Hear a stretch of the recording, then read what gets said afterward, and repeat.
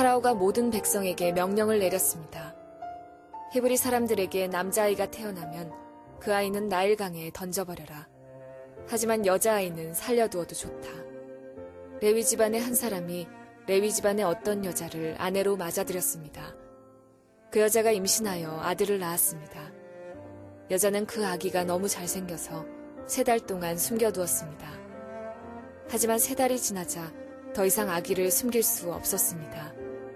그래서 여자는 파피루스 상자를 가져다가 역청과 나무진을 칠해서 물에 뜰 수 있게 만들었습니다. 그런 다음에 아기를 그 상자 안에 넣고 상자를 나일강가의 큰 풀들 사이에 두었습니다. 아기의 누이가 얼마쯤 떨어진 곳에서 그 아기에게 무슨 일이 생길까봐 지켜보고 있었습니다. 그때 파라오의 딸이 목욕을 하려고 강으로 나왔습니다. 공주의 몸종들은 강가를 거닐고 있었습니다. 공주가 큰 풀들 사이에 있는 그 상자를 보고는 몸종을 시켜 그 상자를 가져오게 했습니다. 공주가 상자를 열어보니 거기에는 남자아이가 울고 있었습니다. 공주는 우는 아이를 보자 불쌍한 생각이 들었습니다. 그래서 공주가 말했습니다. 이 아이는 틀림없이 히브리 사람의 아기일 거야. 그때 아기의 누이가 나가서 공주에게 물었습니다. 제가 가서 이 아기에게 젖을 먹일 히브리 여자를 구해올까요? 공주가 말했습니다. 그래, 그렇게 하여라. 그래서 아이의 누이는 가서 아이의 어머니를 데리고 왔습니다. 공주가 그 여자에게 말했습니다. 이 아기를 데려가서 나를 위해 젖을 먹여주면 내가 그 삭슬 주겠다. 그래서 여자는 그 아이를 데려가서 젖을 먹였습니다. 아이가 자라나자 여자는 아이를 공주에게 데리고 갔습니다. 공주는 아이를 자기 아들로 삼았습니다. 공주는 그 아이를 물에서 건져내었다 해서 그 아이의 이름을 모세라고 지었습니다. 할렐루야. 우리 하나님께 감사와 영광의 박수를 드리겠습니다.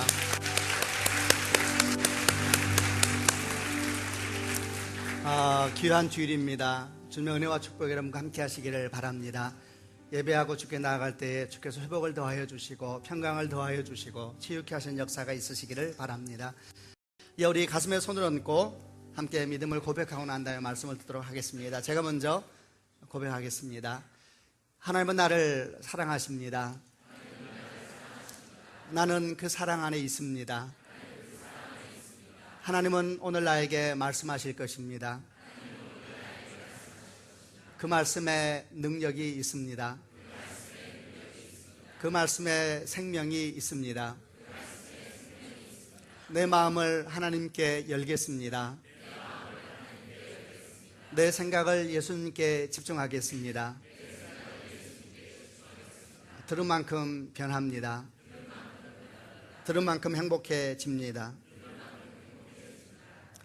연초부터 저희가 예배소서 말씀을 함께 나누었는데 이제 예배소서 말씀이 다 끝나고 난 다음에 오늘부터 수개월에 걸쳐서 구약에 있는 출애굽기 말씀을 함께 나누어 보려고 합니다. 예배소서 말씀을 통해서 하나님께서 교회에 주신 말씀을 들으면서 또 교회만이 아니라 우리 삶의 구석구석에 말씀하신 내용을 들으면서 주께서 많은 것을 치유하게 하시고 또 새롭게 알게 하여 주셨는데 마찬가지로 이제부터 시작되는 출애굽 말씀을 통하여서 동일한 성령의 역사와 하나님의 기름 부으심이 여러분 가운데 넘치기를 바랍니다. 출애굽기라는 성경의 원래 그 책의 이름의 뜻은 말 그대로 출애굽기, 애굽에서 나온 사람들의 이야기를 적어놓은 성경입니다. 아브라함의 자손이 아브라함의 아들이 이삭이고 그 아들이 이삭의 아들이 야곱과 에서인데 이 야곱이 그 가족을 이끌고 그의 아들 중에 한 명인 요셉이 총리로 있었던 애굽 땅으로 내려간 것이 400년의 시간이 지났습니다. 하나님 놀라운 은혜로 그들은 애굽 땅에 내려가서 특별히 보호받는 땅에 살게 되었고 거기에서 많은 역사도 있었습니다. 400년이 지나고 난 다음에 드디어 하나님의 때가 되고 모든 환경이 만들어지게 되면서 그들이 그 땅에서 출애굽하게 되었는데 이 출애굽의 사건은 굉장히 이스라엘 백성들에게는 소중하고 중요한 영적인 전환점이었습니다. 실제로 그 이후로 그들이 모든 찬양과 감사의 내용을 보게 되고 신앙의 내용을 보게 되면 다 출애굽에서 나왔던 은혜로부터 시작한 내용이 바탕을 이루고 있는 것을 봅니다. 왜냐하면 출애굽 사건을 통하여 그 이전에는 한 족속에 불과했던 아브라함의 후손, 그들이 드디어 한 민족이 되어지는, 한 민족으로 새로워지는 경험을 하게 되었고 이 사건은 하나님께서 창세기 12장 1절 이하에 보게 되면 아브라함을 갈대아 우리에서 불러내어서 약속 땅으로 보내실 때에, 가게 하실 때에 말씀하셨던 약속이 성취되는 과정이기도 합니다. 창세기 12장 1절과 2절 말씀을 기억하실 것입니다. 내 본토 친척 아버지 집을 떠나 내가 너에게 지시하는 땅으로 가라. 내가 너로 큰 민족을 이루고 내게 복을 주고 내 이름을 창대하게 할 것인데 너가 복이 될 것이다 라고 말씀하셨는데, 내가 너로 큰 민족을 이루고 내게 복을 주어 내 이름을 창대하게 할 것이다 라는 이 사건이 출애굽이라는 사건을 통하여 드디어 세상 가운데 구체화되기 시작하고 민족의 모습으로 나타나게 된 사건이 출애굽 사건이니까 얼마나 소중한 일입니까? 이 또한 이 출애굽 이야기는 과거의 이스라엘 백성들의 시작에 대한 이야기일 뿐만 아니라 오늘날 우리에게도 소중한 가르침을 줍니다. 왜냐하면 그것은 하나님의 구원의 역사가 얼마나 생생한지에 대해서 우리에게 가르쳐 줄 뿐만 아니라 우리 또한 세상에서 나와서 출세상하여서 약속의 땅을 향해서 걸어가는 믿음의 사람들이니까 그들의 믿음의 여정을 살펴보면서 우리 또한 어떤 모습으로 주 앞에 걸어가야 하는가, 믿음의 여정 가운데 있는 믿음의 시험은 무엇이고 위기는 무엇인가, 그리고 그 과정에서 우리가 어떻게 견고하게 서야 하는가, 이런 하나하나의 숙제들과 도전들을 함께 보게 하고 또 함께 답을 주는 말씀이니까 얼마나 우리에게 소중합니까? 앞으로 저희가 몇 개월 동안 이 출애굽 사건으로 들어가 보려고 합니다. 앞부분에 있는 애굽에서 나오는 장면에서부터 시작하여서 시내산까지 이르는 과정, 그리고 시내산에서 그들이 1년 정도 머물면서 율법을 받고 10계명을 비롯한 율법을 받고 많은 말씀들을 받게 되는데, 이 과정이 이르기까지 저희가 하나 살피면서 걸어가 보려고 합니다. 그리고 그 여정을 통해서 우리 삶을 돌아보고 믿음을 새롭게 하는 귀한 축복의 시간이 되시기를 바랍니다. 출애굽기는 전체가 40장으로 되어 있는데 그 위대한 구원의 시작, 그 첫 출발에 대한 내용을 먼저 읽어보려고 합니다. 출애굽기 1장 1절부터 7절까지 말씀을 첫 나오는 말씀인데 먼저 읽어보면서 말씀을 들어가 보겠습니다. 제가 먼저 1절 읽었습니다. 야곱과 함께 가족을 데리고 이집트에 내려간 이스라엘의 아들들의 이름은 시므온, 레위, 유다, 이사갈, 스불론, 베냐민, 단, 납달리, 갓, 아세림.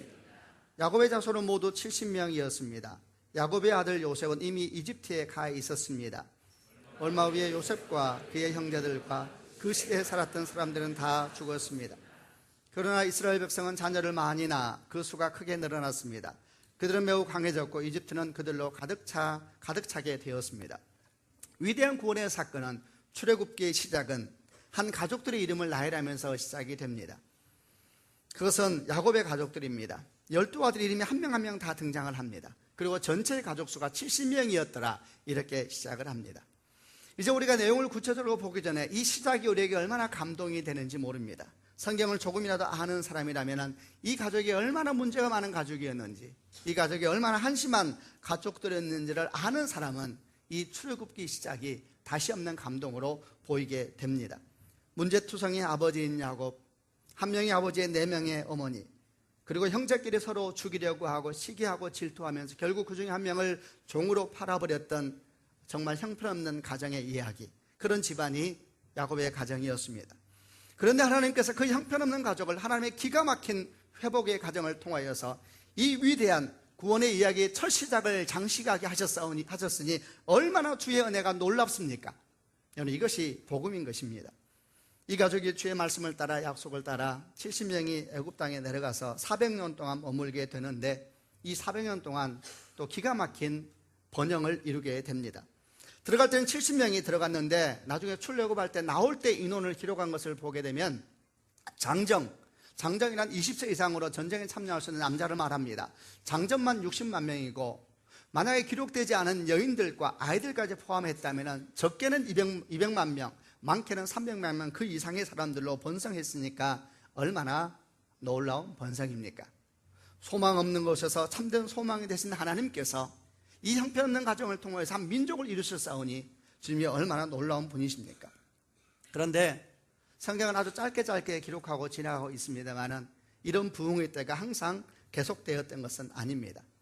처음에 야곱과 그의 가족들이 애굽을 내려갈 때는 정말 박수를 받으며 내려갔습니다. 그의 아들 요셉이 애굽의 은인이 되어 있는 상황이었으니, 요셉의 모든 배고픔을 해결하는 위대한 사람이 되어 있는 상황이었으니까 그의 아버지 야곱이 형제를 데리고 내려온다 그랬을 때 성경은 기록하기를 바로 왕조차도 환영하면서 그 아버지 야곱을 기뻐하고 박수로 맞이했던 내용을 보게 됩니다. 이렇게 한 300년 정도를 아주 그냥 부흥하고 어려움 없이 살았는데, 그런데 그 이후로 애굽 땅에 또 이스라엘 사람들에게 중대한 변화가 시작됩니다. 그 변화의 시작은 애굽 땅에 일어난 정치적인 대변혁 때문이었습니다. 성경은 그것을 기록할 때 이렇게 기록되어 있습니다. 출애굽 1장 8절 말씀에 그때에 새 왕이 이집트를 다스리기 시작했습니다. 그 왕은 요셉이 누구인지를 알지 못했습니다. 여기서 새 왕이 등장하였는데 이 새 왕이 요셉을 모르는 사람이었다라는 표현은 단순히 왕이 바뀌었다라는 표현을 말하는 것이 아니라 왕조가 바뀐 것입니다. 혁명이 일어난 것입니다. 이전에 다스리던 왕조가 멸망을 하고 새 왕조가 들어서서 애굽을 차지하게 되었고 그들이 왕권을 쥐게 되면서 아주 큰 변화가 시작되었습니다. 그러니 당연하게 새로운 왕은 등장했을 때에 히브리 민족, 이스라엘 사람들을 히브리 민족이라고 부릅니다. 히브리 민족들에 대해서 마음이 편하지가 않았습니다. 앞에 있는 왕조가 특별히 챙기는 족속이었으니까 새로운 왕조가 그들을 물리치고 멸망시키고 세워졌으니 어떻게 좋아하겠습니까? 좋지 않게 보다가 여러 가지 상황이 겹치면서 새로운 왕조의 바로 왕이 굉장히 불편하게 이집트 사람들을 보게 되었습니다. 그런데 가만히 보니까 뭐가 불편하기 시작하냐면 유난히 부흥을 하는 겁니다. 똑같이 애굽 사람도 살고 히브리 민족도 사는데 이상하게 그 땅, 고센 땅에 있는 사람들은 부흥이 그렇게 엄청나게 일어나는 거예요. 그때는 아이들을 많이 낳으면 그게 다 은총이었고 힘이었고 능력이었습니다.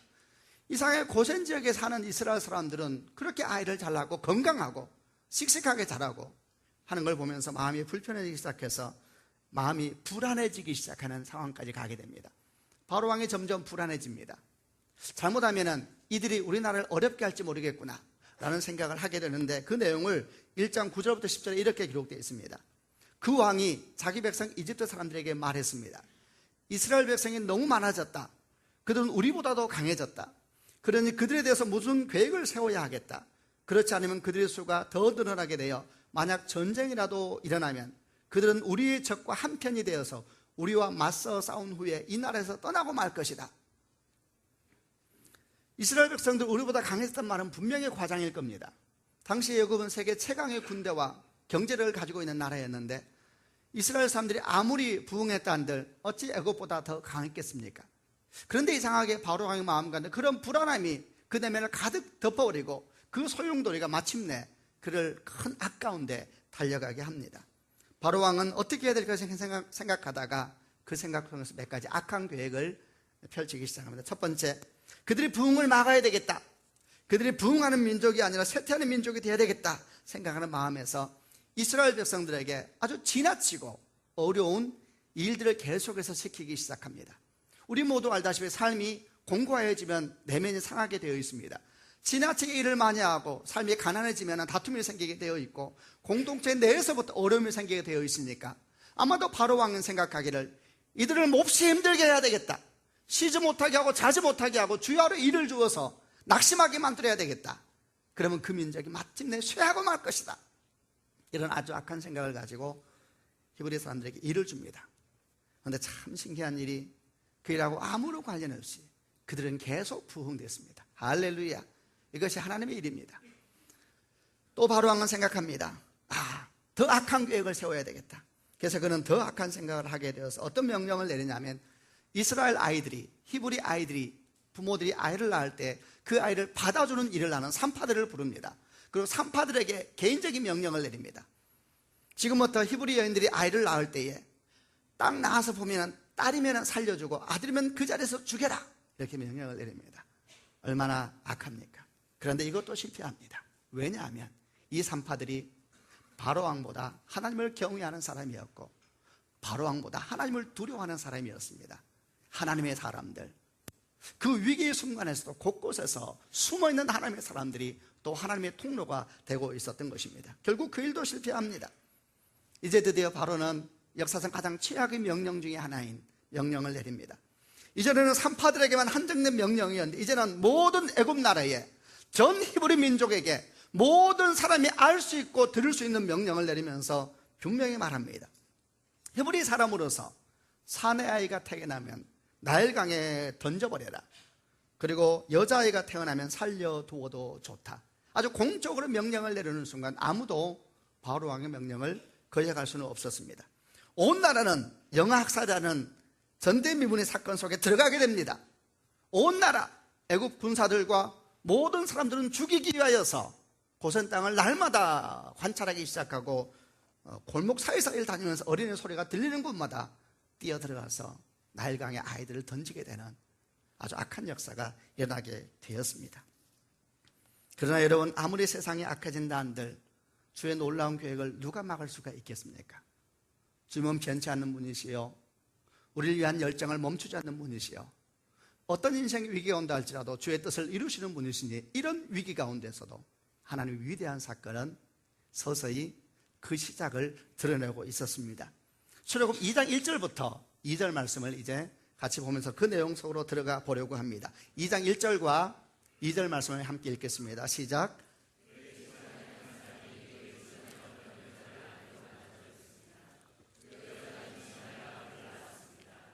여자는 그 아기가 너무 잘생겨서 3달 동안 숨겼다. 이 위기의 순간 가운데 하나님의 위대한 드라마의 시작은 작은 한 집안의 포커스가 맞춰집니다. 그 집안에 아이가 태어났습니다. 근데 그 아이는 남자아이였습니다. 그 당시에 태어난 모든 남자아이는 참 불쌍한 운명을 가지고 태어난 아이들이었습니다. 만약에 누군가 이 집안에 태어난 아이의 모습을 보았다면 아마 지나가면서 이런저런 얘기를 많이 했을 것입니다. 참 재수 없을 때 태어났구나. 하필이면 바로 그 무성의 명령이 이렇게 추상 같을 때 태어나다니 참 재수 없는 아이구나. 참 피를 잘못하고 태어나도 너무 잘못된 피, 나쁜 피를 타고 태어났구나. 하필이면 히브리 민족의 핏줄을 타고 태어나나. 참 태어나도 저렇게 집안도 저런 집안에 태어나나. 그 당시 얼마나 많은 아이들이 동시에 태어났겠습니까? 하필이면 히브리 부모를 만나나. 어떻게 저런 부모를 만났을까? 참 태어나도 성도 참 잘못하고 태어나다. 하필이면 태어나자마자 죽을 수밖에 없는 사내 아이로 태어나나. 아마도 누군가가 그 집안에 태어난 그 어린아이, 아직 이름도 없는 그 아이를 말한다면 다 그렇게 말하고 지나갈 것입니다. 바로 같은 시간에 얼마나 많은 아이들이 태어났고 그 중에 많은 아이들은 애굽 부모를 만났습니다. 그들은 죽지 않았습니다. 그들은 태중에 있을 때부터 축복을 받았고 애굽의 아이들은 어미에게서 해산되었을 때 온 가족이 박수를 치고 특별히 아들이 태어나게 되면 말할 수 없는 기쁨과 환호성으로 그 아이를 맞이했을 것인데 얼마 떨어지지 않는 고센 땅에 있는 히브리 여인들의 아이들은 태중에 있을 때도 염려와 두려움이요 태어나서 모든 눈이 그 아이가 사내 아이인가 여자아이인가만 관찰합니다. 그리고 사내 아이가 태어났다는 걸 아는 순간 슬픔은 극대화되고 무너져버리고 맙니다. 긴 한숨처럼 말하는 사람들의 소리, 하필이면 이때에, 하필이면 사내 아이가, 하필이면 우리 집에, 하필이면 왜 내게, 하필이면 왜 이런 일이 라는 소리가 여기저기서 들려오는 것 같습니다. 하필이면 사랑하는 여러분, 우리가 살면서 얼마나 많이 이 소리를 하고 삽니까? 하필이면 내게, 내가 뭔 죄가 있다고, 하필이면 우리 아이한테, 무슨 조상에 뿌린 죄가 그렇게 많아서 하필이면 나한테 이런 일이 생기는가. 얼마나 많은 말을 합니까? 또 얼마나 많은 이야기를 합니까? 사람들 보면서 하필이면 저 사람에게 저런 일이 생겨. 다 이유가 있겠지. 안 되는 놈은 뒤로 넘어서 코가 깨진다더니 하필이면 이렇게 외치는 소리는 여러분 그 당시 얘기만이 아닙니다. 사실 이 이야기는 과거 얘기가 아니라 오늘 우리 이야기입니다. 생각하지 못한 삶을 경험하게 되고 기대하지 않은 일을 맞이하게 되고 우리의 삶의 위기가 다가오고 죽을 것 같은 고난이 다가올 때에 다 내뱉는 소리입니다. 하필이면 나에게. 그러나 여러분 누가 상상이나 했겠습니까? 사실 그 하필이면이 사실은 죽을 아이의 탄생이 아니라 그 죽음을 뛰어넘고 살리기 위한 아이의 탄생이었다는 걸 누가 알 수가 있겠습니까? 그 세대에 누가 상상이나 했겠습니까? 사실은 하필이면 마고 말하던 그 절망의 한숨소리가 사실은 그것 때문에 당신이 살게 될 것이고 그것 때문에 당신의 인생은 변화가 되게 될 것이고 그 일 때문에 당신의 미래가 열릴 것이라는 것을 그 시대에 누가 상상이나 했겠습니까? 믿음의 사람에게 하필이면이라는 말은 없습니다. 믿음의 사람에게 참 재수도 없어 라는 말은 없습니다. 믿음의 사람에게 지지리도 복도 없지, 여러분 그런 말도 없습니다. 시편 139편 16절에 이런 말씀이 나옵니다. 주께서 나의 가장 깊은 곳을 지으셨습니다. 내 어머니 뱃속에서 나를 만드셨습니다. 내가 주를 찬양합니다. 이는 내가 신기하고 놀랍게 만들어졌기 때문입니다. 주께서 하신 일들은 놀랍습니다. 나는 이것을 잘 알고 있습니다. 내 몸은 주께로부터 피하여 숨을 수가 없습니다. 이는 내가 은밀한 곳에서 만들어질 때 그랬습니다. 내가 땅의 깊은 곳에서 만들어졌을 때에 주의 눈이 아직 형태를 갖추지 못한 내 몸을 보셨습니다. 내게 정해진 모든 날들이 주의 책에 기록이 되었습니다. 이 날들이 하루가 시작되기도 전에 이미 내 모든 날들은 주의 생명책에 기록이 되었습니다.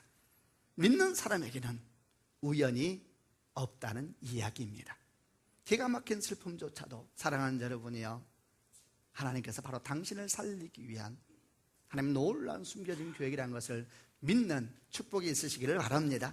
한 주 동안 설교를 준비하면서 이런저런 말씀 묵상하면서 참으로 그러하구나, 내 삶에 우연이란 없는 것이고 섬세한 주의 섭리요 인도하심이구나 라고 생각하면서 그냥 이런저런 묵상들을 많이 해보았습니다. 그리고 제가 많이 놀랐습니다. 저는 여러분, 제가 목사 될 줄 몰랐다는 얘기는 자주 했습니다. 정말 목사 될 줄 몰랐습니다. 근데 항상 제 마음 가운데 좀 신기하게 생각된 제 마음에 한 가지 흐름이 있었습니다. 그것은 제가 예수님을 참 좋아했다는 겁니다. 저는 그 일을 참 신기하게 항상 생각하면서 살았습니다. 근데 이번 주일날, 이번 주 한 주 묵상하면서 그 근원을 찾게 됐습니다. 정말 생각지 않는 곳에 얼마나 놀랐는지 모릅니다. 저는 여러분 이상하게 주님이 좋았습니다. 성장하면서 예수 믿는 사람들을 보면서 저는 꼭 좋지 않았습니다. 저는 미션 스쿨 나왔는데 믿는 사람들 다 똑같더라고요. 누군가 그러잖아요. 나쁜 놈은 다 교회에 있다고. 복음이지요. 우리가 다 그렇지요. 예수 믿는 사람을 보면은 멋져 라는 환호성보다는 너무 그렇지 않은 것들이 마음 가운데 이렇게 쉽지 않았습니다. 교회를 볼 때에 정말 교회는 이 세상에 존재해야 돼 라는 생각보다는 그렇지 않은 생각이 훨씬 저에게 많았습니다. 이상하게 그런데도 저는 예수님은 좋았습니다. 항상 제 안에 있는 예수님이 어떤 그림이 있었습니다. 나를 보고 웃고 계시는 그분, 항상 나를 따뜻하게 맞이해 주시고 두 팔을 벌리고 나를 기다려 주시는 그분, 저는 항상 이상하게 제 안에 그 그림이 있었습니다. 한 주를 생각해 보았으면 도대체 이 그림이 언제 나에게 들어왔을까? 나는 모태신앙도 아니고 집에는 아무도 믿는 사람이 없었는데 한 사건이 생각이 났습니다. 제가 처음 교회를 간 것이 초등학교 2, 3학년 때 제 동생 손을 잡고 교회를 갔습니다. 저희는 물론 찬양, 기도 아무것도 몰랐습니다. 아무도 가르쳐주지 않았는데 어떤 이유인지 몰라도 교회를 가게 되었는데, 저희가 교회를 갔을 때에 누가 저희를 환영하겠습니까?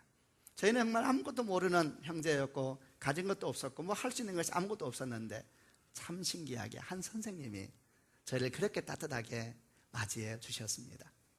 이름도 기억나지 않고 외모도 잘 기억나지 않는데 느낌은 저한테 있습니다. 항상 저를 따뜻하게 대해줬습니다. 항상 저희를 특별하게 대해준다는 느낌이 저는 들었습니다. 우리 형제를 저분이 특별하게 대해주는구나. 의자에 앉을 때 다른 애들은 저희를 별로 안 볼 때 항상 그 선생님은 저희를 보면서 이리 오라 그랬습니다.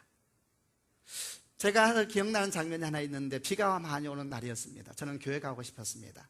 우산이 없어서 제 동생 손을 잡고 처마 사이사이에 붙으면서 비 사이를 피하면서 할렐루야, 비 사이를 피하면서 저는 교회를 갔습니다. 그러나 저는 압니다. 그때 제 마음을 제가 기억합니다. 저는 주님 보러 간 거 아닙니다.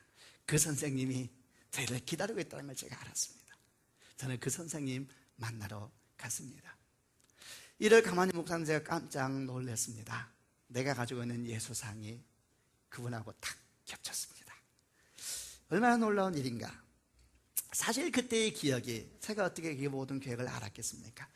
그때부터 제 마음 가운데는 주님께서 나를 위한 길을 예비하셨습니다. 다윗이 말한 것처럼 내 몸의 형체가 이루어지기 전부터 내 모든 일들이 주의 생명책에 기록이 되었나이다. 내가 내 인생을 하루도 살기 전에 내 인생의 모든 시간들이 주의 책에 기록이 되었나이다. 다윗은 그렇게 고백하고 있었는데, 아주 어릴 때부터 주님은 나를 사랑하시사 나는 생각도 못한 목회자의 길을 가게 하기 위하여서 내가 앞으로 경험할 그 어떤 교회에 대한 경험, 그 어떤 믿는 자의 경험보다 강력한 경험을 제 마음에 잊을 수 없는 경험으로 심어 놓았던 것입니다. 나를 향해 웃고 계시는 주님, 두 팔을 벌리시는 주님, 항상 나를 특별히 대하셨던 주님, 여러분, 우연은 없는 것입니다. 저는 자라면서 이런저런 질문을 많이 했습니다. 왜 나는 이런 집에 태어났을까? 왜 내 외모는 이럴까? 열등감이 저한테 참 많았습니다. 근데 아무도 설명해 주지 않았습니다. 교회 목사님도 설명해 주지 않았습니다. 전도사님도 아무도 설명해 주지 않았습니다. 저는 항상 궁금했습니다. 왜 나는 저런 부모를 만났을까? 여러분, 저는 지금 목사가 되어서 바로 똑같은 질문으로 여름과 겨울 방학 때만 되면 전국을 돌면서 설교를 합니다. 제 나이 때는 청소년들에게 똑같은 질문으로 설교합니다. 왜 너희가 지금 거기에 태어났는지, 왜 네가 그 부모를 만났는지, 왜 네가 그렇게 외모가 생겼는지를 제가 설명을 하고 다닙니다. 그리고 하나님께서 장차 너를 얼마나 놀랍게 사용하실지, 여러분, 우연은 없는 것입니다. 제 안에 있는 갈등과 질문들이 나의 부르심이 될 줄이야. 그때는 슬펐지만, 그때는 아팠지만, 그러나 주의 날이 되고 주의 시간이 되니 바로 그것이 부르심이요 사명이 될 줄이야. 그때 누가 알 수가 있었겠습니까? 모세가 태어났을 때 사람들은 참 한숨을 쉬었습니다. 불쌍하다, 불쌍하다, 불쌍하다. 여러분, 모세는 참 재수 없을 때 태어났어. 그렇습니까? 아닙니다. 정확한 때에 태어났습니다. 모세는 참 하필이면 그런 부모를 만났어. 하필이면 남자애로 태어났어. 그렇습니까? 아닙니다. 하필이면이 아니라 기가 막힌 하나님의 인도하심입니다. 마침내 주의 시간이 올 때 모든 것은 다 드러납니다. 사랑하는 여러분, 지금 여러분 이렇게 서울드림교회라는 지역교회에서 예배를 드리고 있습니다. 이것이 어찌 우연입니까? 여러분이 저와 여호수아 목사라는 사람의 설교를 듣고 있습니다. 이게 어떻게 우연입니까? 아주 어릴 때에 한 선생을 통하여서 잊을 수 없는 주의 경험을 만져 놓으신 그 하나님께서 지금 그 말을 여러분에게 하고 계시는 것입니다. 우연은 없습니다. 슬퍼하실 것이 없고 주저앉을 필요도 없고, 그리고 죽어야 되겠다 생각할 것도 없고, 주님의 시간이 왔을 때에 이 일이 얼마나 놀라운 일인지 주께서 밝히 드러내실 겁니다. 이렇게 하나님의 역사가 한 집안에서 조용히 시작되었는데 이제 구체적인 사건들이 전개되기 시작합니다. 3절부터 9절 말씀, 좀 긴 본문입니다만 그래도 같이 한번 읽어보려고 합니다. 제가 먼저 3절을 읽겠습니다. 하지만 3달이 지나자 더 이상 아기를 숨길 수 없었습니다. 그래서 여자는 파피루스 상자를 가져다가 역청과 나무 진을 칠해서 물에 뜰 수 있게 만들었습니다. 그런 다음에 아기를 그 상자 안에 넣고 상자를 나일강의 큰 풀불 사이에 두었습니다. 얼마쯤 떨어진 곳에서 그 아기에게 무슨 일이 생길까봐 지켜보고 있습니다. 그때 파라오의 딸이 목욕을 하려고 강으로 나왔습니다. 공주의 몸종들은 강가를 거니고 있었습니다.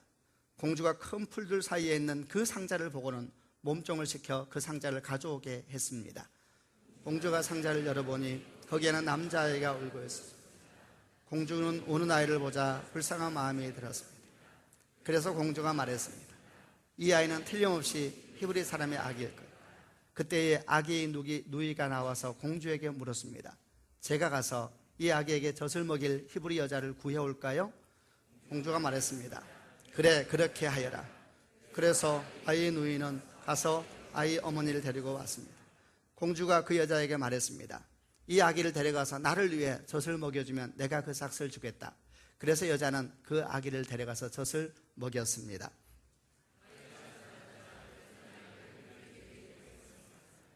공주는 아이를 자기 아들로 삼았습니다. 공주는 그 아이를 물에서 건져낼 때에서 그 아이의 이름을 모세라고 지었습니다. 여러분, 내용은 다 이해되시죠? 자, 여러분, 이런 얘기를 들을 때 어떤 생각이 드세요? 지금 얘기 다 들었죠? 어떤 생각이 드세요? 완전 소설이네. 이야, 완전 소설이구만. 말이 되는 소리야. 혹시 이런 생각은 안 듭니까? 네, 저는 그런 생각이 드는 사람이 많다고 생각이 듭니다. 아니 바로의 공주의 마음이 그렇게 넓고 온유했단 말인가? 온 애굽에 내려진 아버지 바로 왕의 추상 같은 명령을 모른단 말인가? 아이를 발견하자마자 웬 여자아이가 뛰어와서 젖먹일 여자를 데려올까요? 마치 준비된 사람이 있는 것처럼 모세의 어머니를 딱 데리고 왔을 때에 정말 공주가 그 뻔한 스토리를 몰랐단 말인가? 짜고 치는 고스톱이라고. 게다가 무슨 공주의 목욕터가 이렇게 수비가 허술한가? 훗날 아기가 자라서 여자가 공주에게 아이를 데려가고 그래서 아기가 그 아이를 아들로 삼았다는데, 아니 웬 왕법도가 이렇게 대강대강 하는가? 아니 왕자를 이렇게 쉽게 삼나? 아니 그리고 그 여자에게 몇 년을 애 맡겼다는데 그동안 그럼 공주가 보러 갔을까 안 봤을까? 그 자라는 동안 그 마음이 계속 안 변한 것이단 말인가? 공주의 마음이? 그분이 주님인가? 뭐 이런 생각이 들지 않을까 싶습니다. 이게 무슨 소설이지? 이런 생각이 혹시 들지는 않습니까? 이 사건을 이해하기 위해서는 사실은 이보다 먼저 더 중요하게 이해해야 될 것이 있습니다. 이 위대한 이야기를 이해하기 위해서 뭐 드라마네 소설이네 라는 말을 하기 전에 더 놀라운 그 뒷이야기에 대한 얘기를 들어야 합니다. 그것은 모세의 부모의 믿음에 대한 이야기부터 시작을 해야 합니다. 이 이야기를 이해하는 핵심은 사실은 하나님의 기적의 사건이 아닙니다. 그 기적 이전에 기가 막힌 모세의 부모의 믿음의 이야기, 그 이야기를 들어야만이 그 다음 얘기가 이해가 되는 것입니다. 성경은 말하기를 모세의 부모가 레위 족속이라 그랬습니다. 레위 족속이란 말은 이스라엘 지파 가운데 특별히 제사 제도를 담당하는 족속이었다, 그 후손이었다는 이야기입니다. 그런데 여러분, 이 사실이 꼭 그들의 믿음이 좋았다라는 것을 의미하는 것이 아닙니다. 왜냐하면 수백 년 반복된 애굽에서의 생활이 히브리 사람들이 대부분의 내면을 바꿔버렸습니다. 대부분의 히브리 사람들은 여러분 하나님을 예배하는 사람들이 아니었습니다. 그들은 애굽 문화의 영향에 찌들어서 400년 동안 애굽의 영향 가운데 살았습니다. 그들은 하나님의 예배하는 백성이 아니라 오히려 우상 가운데 훨씬 더 익숙한 사람들이었습니다. 여러분 기억이 나십니까? 나중에 이들이 애굽 땅을 나와서 시내산에 가서 있을 때가 있는데, 시내산에서 모세가 산꼭대기에 올라서 40일 동안 안 내려왔습니다. 그들은 불안하기 시작합니다. 그래서 어떻게 합니까? 모세 형 아론을 협박하고 위협하고 설득해서 금으로 송아지를 만듭니다. 금 송아지를 만들었고 술을 먹고 춤을 추면서 이 금 송아지가 여호와다 라고 예배하기 시작합니다. 이게 그들입니다.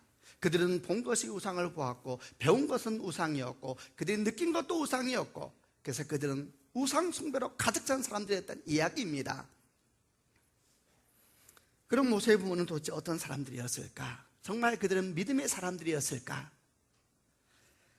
참으로 다행히도 성경은 이 부분에 대해서 명확한 답을 하나 주십니다. 히브리서 11장 23절에 이런 말씀이 나옵니다. 믿음으로 모세의 부모는 그가 태어났을 때 평범한 아이가 아니라는 것을 알고 석 달 동안 그를 숨기며 키웠습니다. 그들은 왕의 명령을 거역하는 것도 두려워하지 않았습니다. 믿음으로 모세의 부모는 먼저 여러분 기억할 것이 있습니다. 히브리서 11장이 성경 66권을 차지하고 있는 위치에 대해서 알아야 합니다. 히브리서 11장은 뭐라고 말하는 장이냐면 믿음의 사람들이 명예의 전당이라고 일컬어지는 장입니다. 히브리서 11장은 성경 66권을 나오는 모든 믿음의 사람들이 엑기스를 모아놓고 그들 믿음의 삶에 대해서 적어놓은 장입니다. 그래서 히브리서 11장을 믿음의 명예의 전당이라 그럽니다. 근데 히브리서 11장에 하나님께서 분명하고 명확한 목소리로 모세의 부모에 대해서 명확하게 적고 있습니다. 믿음으로 모세의 부모는 그가 태어났을 때 그 아이가 평범한 아이가 아니라는 걸 알았다. 여러분 이것도 오해하면 안 돼요. 아까 보니까 앞에 출애굽기에 그 아이가 너무 잘생겨서 3달 동안 숨겼다. 이게 무슨 말일까? 아, 애가 얼굴에 빛이 났나 보다. 애가 딱 태어나자마자 뒤에 글씨가 뜨면서 평범하지 않아? 평범하지 않아? 여러분 그런 말이 아닙니다. 그 아이를 본 순간 부모님은 평범한 아이가 아니라는 걸 알았습니다. 이 얘기는 무슨 말입니까? 아이에 대한 얘기가 아니고 부모에 대한 이야기입니다. 부모의 눈이 남달랐다는 것입니다. 부모는 그 아이를 보는 순간 죽을 아이구나 라고 생각하지 않고 하나님의 아이구나, 하나님이 위대한 일을 하시겠구나, 그는 눈이 달랐습니다. 그 당시에 모든 히브리 남자들, 아버지들은 아들을 너무너무 구하면서도 아들을 무서워했습니다. 아들을 낳는 것은 집안의 슬픔이고 절망이고 아픔이고 두려움이었습니다. 그러나 이 모세의 부모님은 아이를 낳고 그게 아들이라는 걸 보는 순간 하나님의 아들이 태어났구나, 하나님의 사람이 태어났구나. 여러분, 부모인 사람은 다 알 겁니다. 모든 부모는 자기 아이가 다 범상치 않은 것입니다. 초점은 아이에게 있는 것이 아니라 그 아이를 보고 있는 어미와 아비 눈이 달랐습니다. 보는 순간 하나님을 생각하지 않은 사람, 그리고 이 모세의 부모님이 모세의 인생의 위대한 두 가지 사건을 합니다. 이 두 가지가 모세의 사건을 이해하는데 너무너무 소중한 것입니다. 여러분, 모세의 부모가 모세의 성장에 지대한 영향을 미쳤던 두 가지 사건, 첫 번째는 영적 보호막으로서의 부모의 역할을 그는 힘을 다해서 감당을 해냅니다. 믿음의 부모가 양보할 수 없는, 결코 양보해서도 안 되는 역할 중에 하나가 무엇이겠습니까? 그것은 자녀들을 악으로부터 보호하고 우상으로부터 보호하고 세상의 모든 악한 영향으로부터 보호하는 것입니다. 특별히 자녀들이 아주 어려서 부모에게 전적으로 의존해 있을 때는 그 영적 방백의 역할은 더욱더 소중한 것입니다. 그런데 여러분, 이 영적 보호막의 역할, 이 역할을 모세의 부모는 완벽하게 감당했다는 것입니다. 그는 아이가 태어날 때 우선 눈이 달랐습니다. 하나님의 아이구나. 그는 죽음을 두려워하지 않았습니다. 그가 부모 된다는 것이 뭔지 알았습니다. 그는 자기가 부모로 세워진다는 것이 무슨 말인지 알았습니다. 그리고 그 아이를 보호하기 위해서 자기 생명을 겁니다. 여러분 아세요? 3개월 지나고 난 다음에 이 아이를 위해서 파피루스 갈대입니다. 갈대로 상자를 만드는데 그 이름이 방주하고 똑같은 단어를 성경은 쓰고 있습니다. 거기에 여러분 역청을 바르고 나무진을 바르면서 그는 거대한 하나님의 부모에게 주신 영적 보호막의 역할을 힘을 다해서 하고 있었던 것입니다.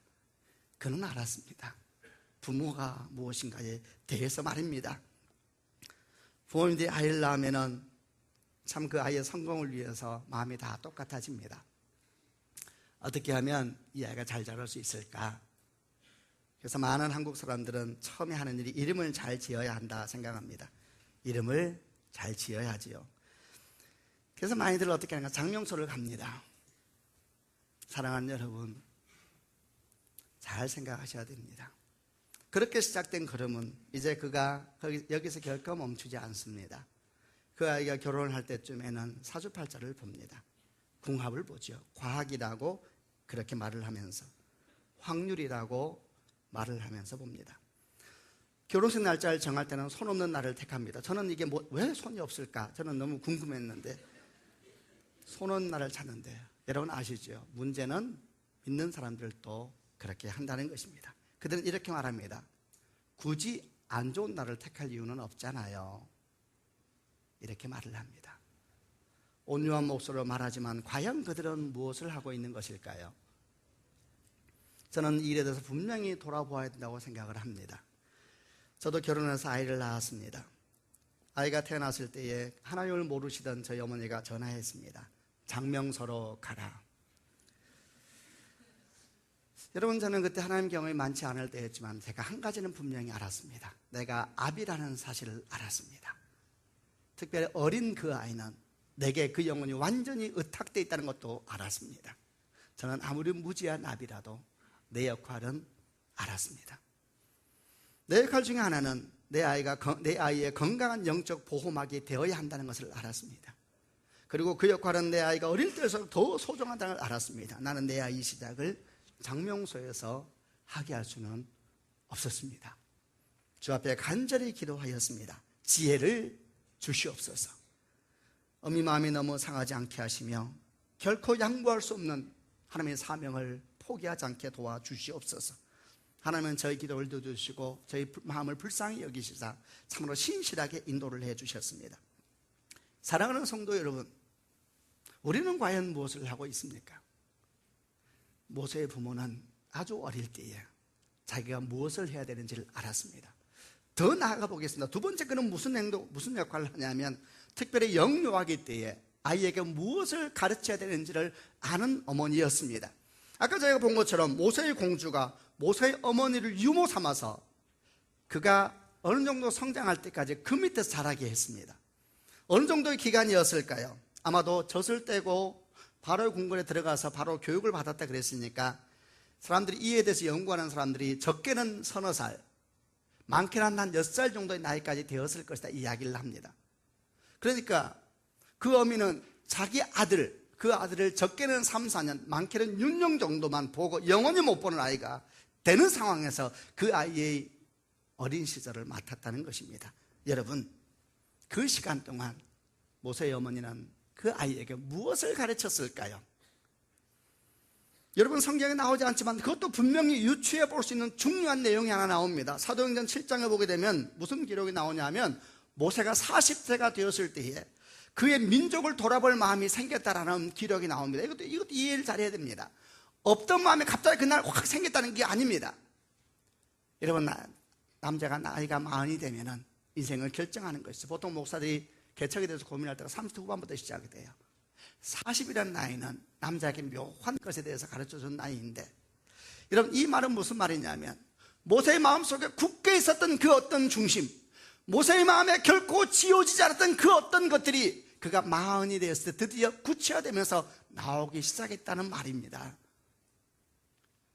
모세의 어머니는 자기에게 주어진 3년 아니면 4년, 길어도 6년의 시간, 눈에 넣어도 앞을 자를 내 아들, 생명을 줘도 바꿀 수 없는 내 아들, 그 아이에게 6년, 3, 4년의 시간이 주어졌을 때 무엇을 가르쳤을까요? 분명합니다. 민족을 가르치고 하나님을 가르치고 말씀을 가르쳤던 것입니다. 모세야, 너는 얼마 후에 바로의 궁전에 가서 왕자로 살게 될 것이란다. 그러나 결코 잊지 말아라. 너는 히브리 사람이다. 모세야, 너는 많은 것을 알게 되고 먹게 되고 누구보다도 존귀한 자리에 앉게 될 것이다. 그러나 결코 잊지 말아라. 너는 하나님의 사람이다. 모세야, 수많은 사람이 너를 따르고 너는 왕처럼 존귀한 인생을 살게 될 것이다. 너는 많은 일을 해야 될 것이다. 수많은 신들의 이야기들, 수많은 우상들이 네 앞에 펼쳐지게 될 것이다. 그러나 모세야, 잊지 말아라. 너는 하나님에게서 특별한 부르심을 가지고 태어난 아이란다. 하나님의 꿈을 꾸어야 한다. 하나님의 열정을 가져야 한다. 하나님의 눈빛을 가져야 한다. 여러분, 그 짧은 시간, 그는 자기의 아들이었지만은 머지않아 떠나버릴 그 아이를 보면서 결코 잊지 말아야 될 것을 매일매일 가르쳤던 것입니다. 여러분, 모세의 어머니는 모세에게 왕궁에서 살아남는 법을 가르치지 않았습니다. 위대한 왕자가 되는 법을 가르치지 않았습니다. 이제 너는 왕자의 자리에 가는 모든 걸 다 잊어버려야 돼. 너는 네가 히브리 출신이라는 것을 머릿속에 완전히 지워야 돼. 그렇다면 너는 거기서 살아남을 수가 없어. 너는 네가 히브리 사람이라는 생각을 머릿속에 하나도 가지면 안 돼. 하나님에 대해서는 다 잊어야 돼. 너는 애굽의 왕자야. 지금부터 애굽의 신들을 다 외워야 돼. 애굽의 신들 앞에 어떻게 제사하는지 알아야 돼. 너는 그 사람들은 더 열심히 제사해야 돼. 그래야 그들이 네 출신을 말하지 못할 거야. 그들이 입에서 네 출신이 말 나오지 않게 해야 돼. 너는 배나 열심히 숭배해야 돼. 하나님 이름은 다 잊어버려. 그래야 그들이 네 인생을 막지 못할 거야. 살아남아야 돼. 이 아비의 어미의 꿈은 너만 잘 되면 다 괜찮아. 어미 잊어야 돼. 다 잊어야 돼. 내 아들아, 너만 행복하다면 다 잊어야 해. 히브리 사람 볼 때 짐승처럼 대해야 돼. 너는 더 독해져야 돼. 그래야 네 출신을 말 안 할 거야. 모세의 어머니는 결코 그렇게 가르치지 않았습니다. 이 교육이 얼마나 무서운 교육인지, 그는 바로의 궁궐에 들어가서 수십 년 동안 온갖 철학을 배웁니다. 우상의 때입니다. 우상이 왕의 건의입니다. 그 또한 태양신의 아들이라 그랬으니 수많은 우상에게 제사하는 것을 배웁니다. 그러나 그 모든 지식보다도 모세의 마음을 채우고 있었던 것은 그가 어렸을 때에 항상 들려줬던 어머니 이야기. 너는 히브리 사람이란다. 너는 하나님의 아들이란다. 하나님만이 너희 왕이시란다. 그 이야기가 모세의 마음을 굳게 잡고 있었기에 그 나이 40이 되었을 때까지 그 안에 꿈이 웅크리고 앉아 있었던 것입니다. 생각해 보았습니다. 내가 그 자리에 있었다면 나는 내 아들에게 무엇을 가르쳤을까? 여러분이 모세의 어머니였다면 눈에 넣어도 아프지 않을 그 아들, 길어도 6년, 3, 4년 여러분 품 안에 있고 영원히 헤어질 그 아들, 자, 그가 애굽의 왕자가 된답니다. 그 위에 무엇을 속삭이겠습니까? 오늘날 많은 자녀 교육을 전문하는 사람들은 이제는 이구동성으로 말합니다. 6, 7세까지 교육이 인생을 결정한다는 것을. 자, 이런 말씀을 듣게 되면 마음이 우울하지요. 주님, 제 아이는 다 컸어요. 그러나 두려워하지 않습니다. 말씀이 들릴 때 그때 시작되는 것이죠. 바로 그때 무엇을 가르쳐야 할까? 여러분, 특별히 어린아이를 키우고 있는 어머님들, 아버님들, 여러분은 무엇을 가르치고 있습니까? 좀 더 좋은 음식, 유기농, 좀 더 좋은 환경, 최고의 문화를 맛봐야 돼. 그래야지 네가 평생 최고의 문화를 맛볼 거야. 내 아들아, 너만 잘 되는 아빠는 아무 문제 없어. 세상에서 어떻게 사는지를 배워야 해. 좀 못한 음식을 먹어도, 좀 부족한 환경 속에서 자라도 우리도 모세의 부모처럼 그에게 하나님을 가르쳐야 되는 것은 아닐까요? 여러분, 이렇게 모세의 부모에 대한 얘기를 듣고 난 뒤에 하나님에 대한 얘기를 보게 되면 여러분, 이런 기적은 더 이상 놀라운 일이 아닙니다. 여러분, 물어보십시다. 하나님의 기적이 우연으로 반복되고 있는 하나님의 기적이 놀라운가요? 모세의 부모의 믿음이 놀라운가요? 저는 모세의 부모의 믿음이 기이합니다. 저는 하나님의 역사는 하나도 안 놀랍습니다. 설교를 준비할 제가 너무 마음에 감동을 받아서 저희 딸한테 다 설교했습니다. 저희 딸이 저한테 물었습니다. 아빠, 그럼 모세의 부모가 모세 제대로 못 길러서 모세 어떻게 되는 거야? 왜 그런 말을 나한테 묻는 것일까요?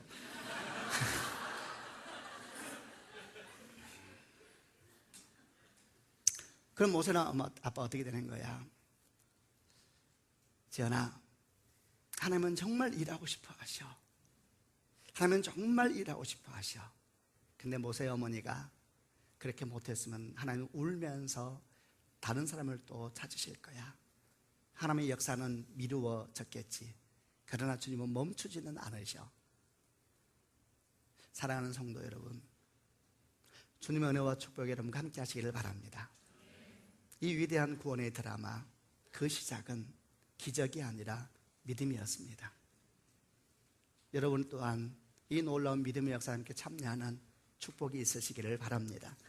기도하십시다. 가슴에 한번 손을 얹으시기를 바랍니다.